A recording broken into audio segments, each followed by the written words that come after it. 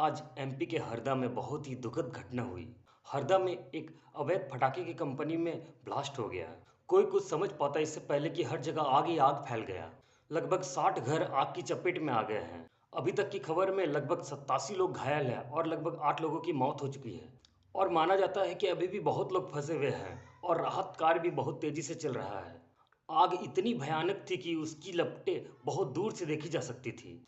वहीं सरकार भी पूरी एक्शन में नजर आ रही है। सरकार ने घटना की जांच के लिए आदेश भी दे दिए हैं। घटना के 5 से 6 घंटे हो गए हैं। सेना की मदद भी वहां पहुंच चुकी है। और आगे की खबर के लिए से समथिंग लेटेस्ट को सब्सक्राइब करें।